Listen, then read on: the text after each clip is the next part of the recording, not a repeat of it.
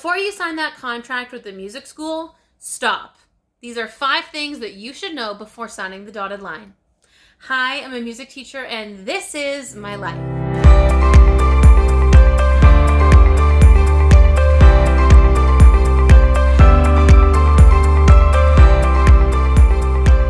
Welcome back to the channel, everyone, and welcome for those of you who might be new here.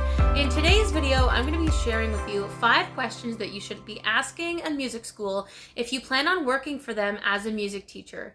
Now, in most of these cases, a music teacher is considered an independent contractor. So if you're not teaching lessons, you're not getting paid. It's a lot like shift work, but you're not guaranteed the exact same schedule.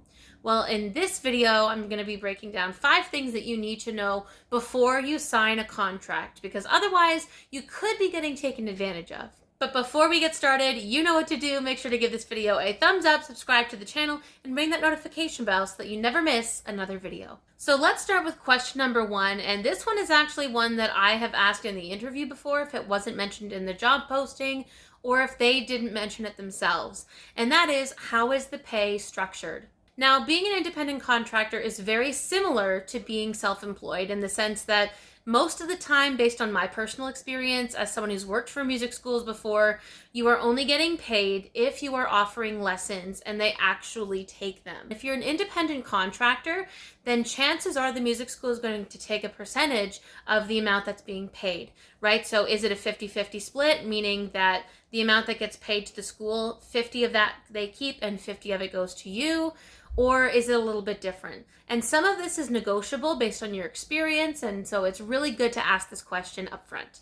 Now, don't forget, if you do decide to actually sign this and go ahead and work with the music school, don't forget to ask them in the future, does my pay increase over time, right? As you get more and more experienced with teaching, your pay could increase. So that's something to ask as well. Maybe not right away, but if that's something on your mind, then it's worth asking. The next question you should ask is, what does it look like when you start teaching a new student? Some schools will ask music teachers to provide a free trial lesson to the new student just to see if it meshes well. Kind of like, if someone were to say go to therapy and the first therapy session is basically mostly an introduction to see if the two of you have a meshing personality.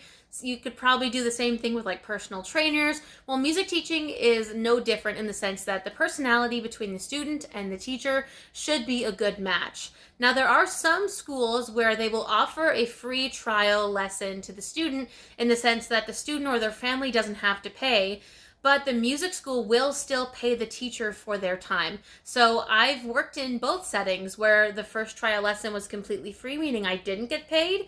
And at one of the music schools where I work right now, they will be paying me for that trial lesson, but the family's not being charged. So that would be important to know so that you're not expecting payment up front if the school is not set up to do that.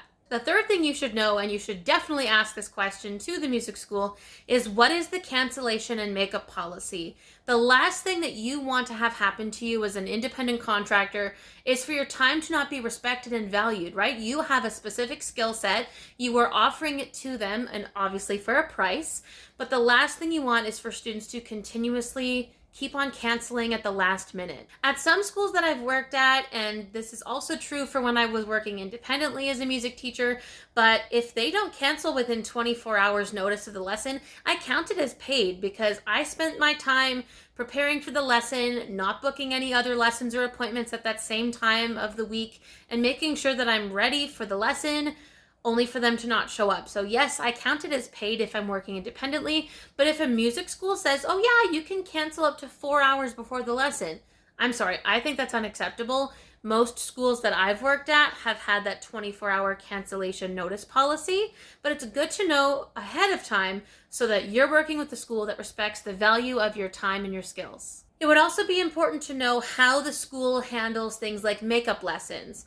So if a student wants to make up the lesson, are they going to try and make it up during the same week, or do they reschedule it for the next week? So you want to make sure that you know not just the cancellation policy, but the policy for making up lessons that are missed as well. And this is very important if you as the teacher have to reschedule the lesson, if for whatever reason you got sick or you had an emergency come up. So you want to make sure that the school understands you and has your back.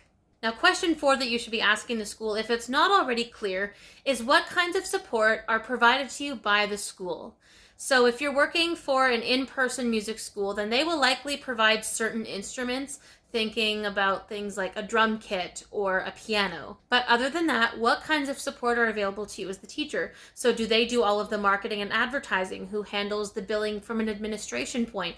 When it comes time for you to do taxes, do they provide you with a tax slip of all of your income for the year, or do you have to keep track of that yourself? You want to know that upfront so that way, if you do have to report it as basically self-employment income, you're not missing anything and you're not getting into any trouble with the government. Now, if you're working with a music school that's mostly run online, then it's going to look different, right? So if it's an online music school, typically how it works is either the students drive to your home or your studio, or you are giving the lessons at the student's home. So you're driving to them. Now, if you as the teacher are driving to your student's home, then you should be building that into your price so that you're paid a little bit more to help cover the costs of mileage. But just know that if you're working online, then chances are, obviously, if you're teaching out of your own home, you're going to have to provide your own instrument. As someone who mostly teaches woodwinds and beginner voice, of course I have to supply my own instrument. But if I'm driving to the student's home, obviously the student will have hopefully their own piano or their own drum kit, etc. And if they're a woodwind or brass player, they should definitely have their own instrument just for sanitary reasons. And question 5, this is the last one on my list, is what are the expectations of a teacher outside of lessons? There's actually one music school that I currently work for that offers recitals once or twice a year, but they actually don't have that expectation of teachers to attend. He said, obviously, of course, we'd love for you to come and support your students, but if for whatever reason you just can't make it, if you've got like a specialist appointment you can't move, or, in my case, I have multiple jobs and there's a chance it's run at a time where I'm not available, that's okay. They are understanding of our time commitments as adults, but obviously it would be ideal if I go and support my students, and I would make every effort to try and do that. The other thing about this is you would also want to know if this is a paid or unpaid commitment. People tend to take unpaid commitments like this less seriously, or you might not be okay with it, right? So that might be something you want to negotiate before signing the contract, but you want to know ahead of time so that you don't run into that as a surprise later. So those are 5 things that I think everyone should know before signing the contract for a music school.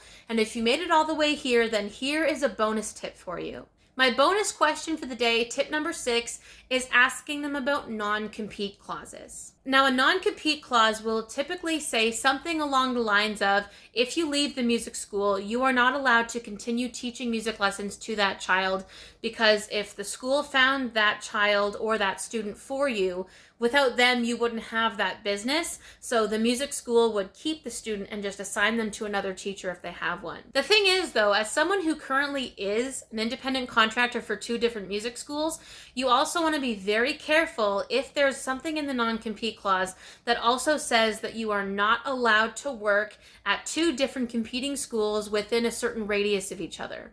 At one point in time this year, I had actually applied for and interviewed for 3 different music schools, and I was given contracts by all of them.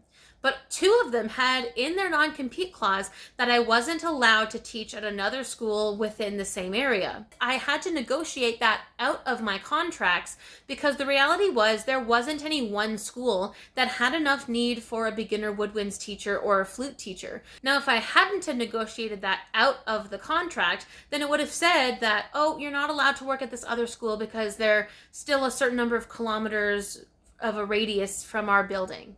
The thing is, none of those 3 schools had enough students of beginner woodwinds or beginner voice or flute or saxophone for there to be a steady amount of income coming in. So for me, it didn't make a lot of sense to only commit to working at one school.